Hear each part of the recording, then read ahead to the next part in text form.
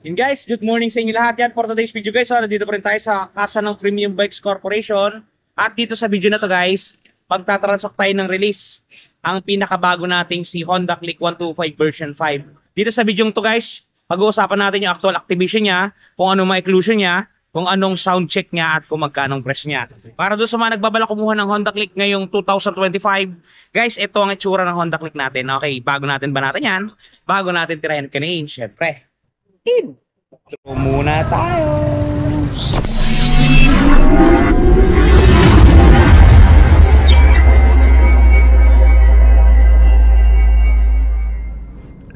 Ayun guys, simulan na natin ang ating pag-activate syempre sa pag-a-activate ng ating baterya. Yan, dito matatagpuan yan sa may bandang footboard ng ating motor. Gaya ng paulit-ulit kong sinasabi guys, pagka kayo ay nakabili, nakakuha ng Honda Click o ng kahit anong motor na nasa ilalim yung baterya, huwag nyo kalimutan agad guys na bumili kayo ng rubber mattings. Yan ay para maiwasan natin yung mga pagkapasok ng mga buhangin doon sa mapagitan niya. Yan, kung mapapansin niyo, merong mga buhangin yung kanyang mga gilid. So kumuha tayo ng panghangin dyan at hahanginan natin yan para totally mapatalsik natin yan. Mapatalsik natin yung mga libring buhangin bago natin ikabit ang ating baterya. Yan, kung mapapansin nyo guys, ito yung baterya natin, inire-ready natin. Yan. Kukunin ko muna dyan yung bolts tsaka nuts para set up natin dun sa pinaka-terminal ng ating baterya. Yan. Kasi pagka ito yung nalaglag dun sa may ilalim, mahirap kunin. Yan, kung mapapansin niyo, ito yung ating mga terminals. Yan, lagay natin sa ating palad. Yan. At i-ready natin. Bago natin ipasok yung baterya guys, isingit na natin dun sa pinaka-ilalim yan para hindi na tayo mahirapan mamaya-maya. O, di ba? Ganyan ang technique dyan guys. Tapos, ayan, bahagian natin ikutin para maipasok natin sa butas ng kanyang tarangkahan. Yan, kung mapansin nyo, yan, goods to goods. Doon nga pala sa mga nagsasabing mababasa daw yung baterya natin pagka nilusong sa baha. Hindi guys, kasi meron niyang takip, meron niyang second inner cover.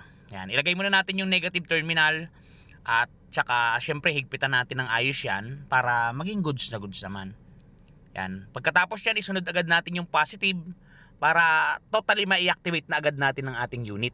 Yan, kung mapapansin niyo.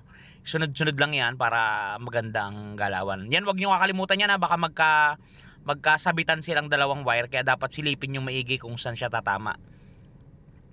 Yan, ilagay na natin yung positive terminal natin para magtagumpay na tayo sa ating pinaplano ngayong araw. At yung pagkakabit nga ng ating battery. Yan, all in all, nakakabit na talaga yung ating mga terminal sa mga tamang lalagyan.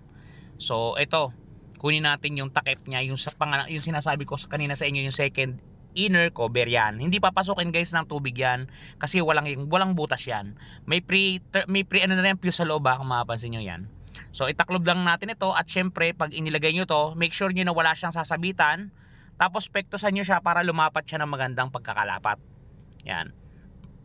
Tapos isushoot nyo lang yung kulay pula doon sa pinaka lagayan niya para maganda yung ating pagkakapasok. Diyan mapapansin niyo diyan, medyo nahihirapan pa ako magpapasok diyan.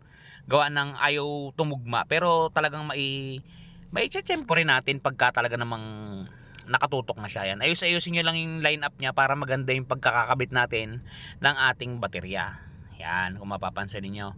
Medyo nagtagal tayo dito sa portion na to, pero ganyan talaga dapat. Sa mga may-ari ng Click dyan na check nyo yung mga pagkaka-activate ng ganito ninyo kung ayos ba. Tapos dito, popokpokin yan guys ng matindi para lumapat siya. Yan, meron yung isang nut dyan, positive screw. Higpitan nyo yan ng kagandahan. Huwag naman sobra yung kasarapan ng hindi matatanggal. All in all yan guys, sinasabi ko guys. Ganyan na magiging itsura niyan pag walang rubber matting. Makakapasok yung dumi doon sa mga singit-singit niya. So dapat lagyan nyo ng rubber matting. Ito guys, try natin kung na-activate natin ng tama yung ating unit. Para ma-check natin kung mali, para mabalikan agad natin. Yan. So, kasi niyo tama naman siya. Talagang gumagana siya. At goods na goods siya.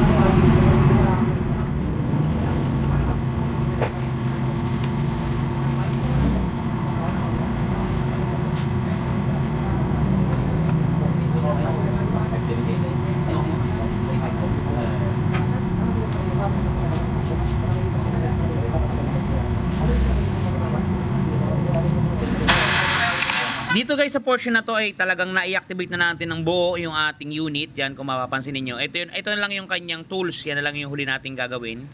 So ilalagay natin yan dito sa kanyang tarangkahan. kasama nung ating pangtanggal ng spark plug. Diyan talaga yung allocation niya o diyan talaga yung location niya guys para diyan sa mga bagay na yan, diyan sa lugar na yan. Okay, ngayon naman na-activate na natin. So bila natin ng gasolina. And guys, bili tayo ngayon ng gasolina. Yan. Okay. Gamitin natin ang walang kamatayang Grabis 125. Alright.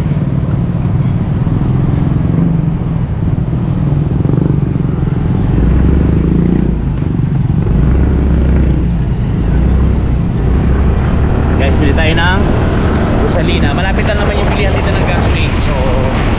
So tayo nang nagbili kasi busy ngayon si Joven. Gawa nang merong nagpapa-throttle body cleaning sa kanya. So hindi na natin siya ginambala. Tayo na mismo ang gumalaw para sa kanya. Alright. Guys, tayo ngayon sa gas station ni RNY.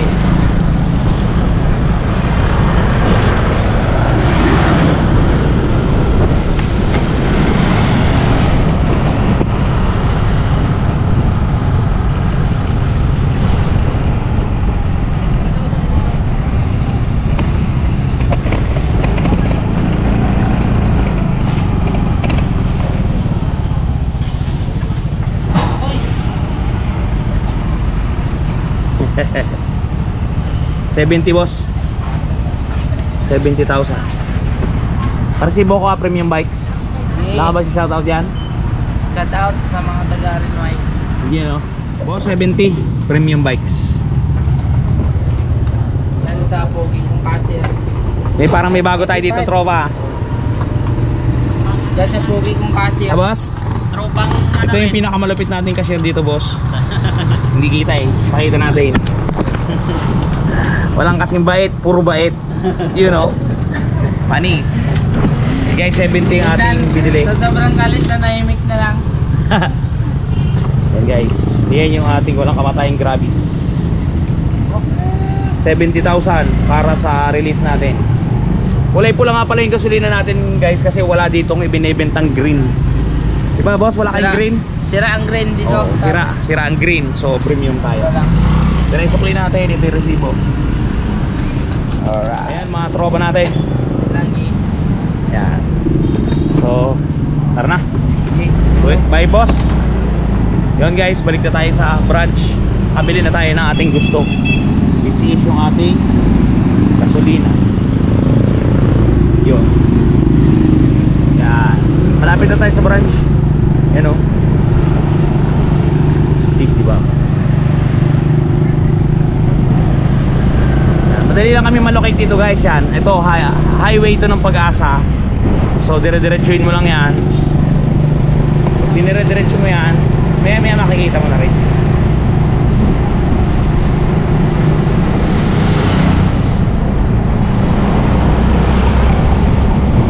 Yan. Madadaanan natin yung Ventures. Madadaanan natin yung Yamaha. Siyempre ang pinakamatindi yung dulo, yung Premium Bike Sport. Ito yan guys. Ito yan.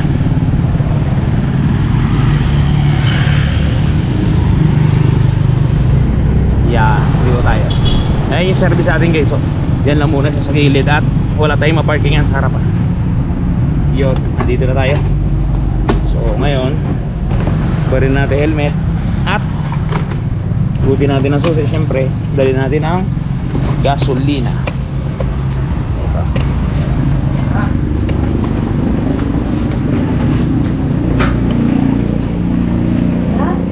Guys, tapos sa si Joven.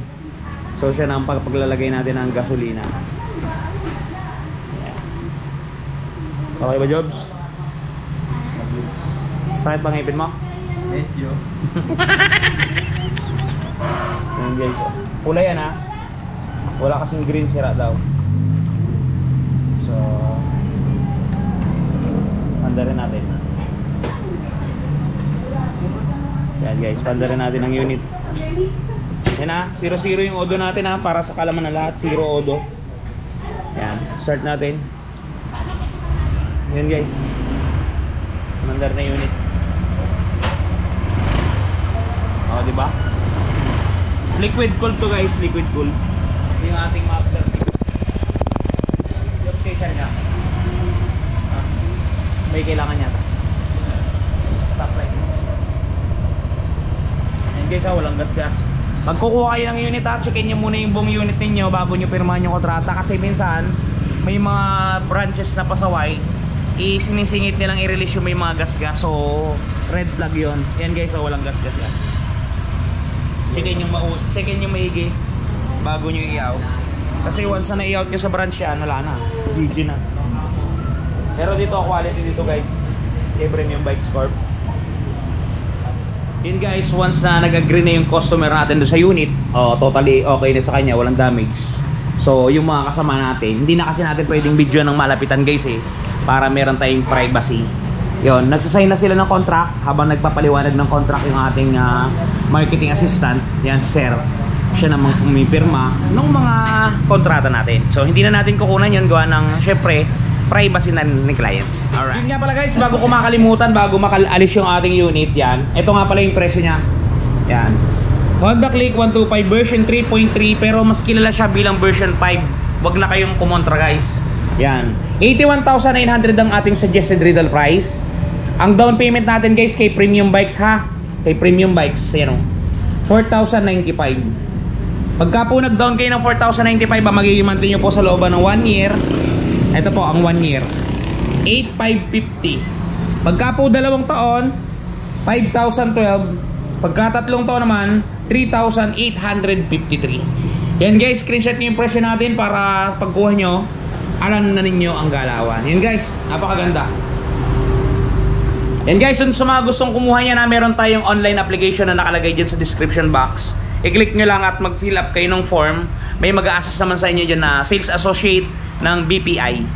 Doon nga pala guys, sa mga namumroblema ng mga gasgas, just for example, nabili na ninyo to, ngayon nagasgasan, sinadya o hindi, yan guys, meron tayong touch paint na nakakabura ng mga gasgas. Panoodin ninyo to. The long wait is over. Eto guys, dun sa mga namumroblema na mga gas ng kanilang mga minamahal na motorsiklo, nandito na ang touch paint ni Wash Body. Napakadaling i-apply, parang sumusulat ka lang sa papel, isusulat mo lang dun sa mismong nagasgasan at talagang sasabay na siya sa pinakakulay ng inyong pairings. Yan, kung mapapansin niyo ang before at after natin, mistulang na bura ang mga pinagdaan ng gasgas. Ang mga natamo na hindi sinasadyang galos ay mistulang na bura. Yan, kung mapapansin niyo, halos bumalik talaga sa original. Guys, pati pag-package nila nito papunta sa mga lugar ninyo ay talagang napaka-safety. Kung mapapansin niyo, talaga namang safe na safe ang package na bibilin nyo sa kanilang Shopee Shop. Kaya kung ako sa inyo, try nyo na ang touch paint ni Wash Body. Yan guys, napaka-epektibo ng touch paint na yan. Kung paano kayo makakabili, meron tayong ad product dyan sa may ating description.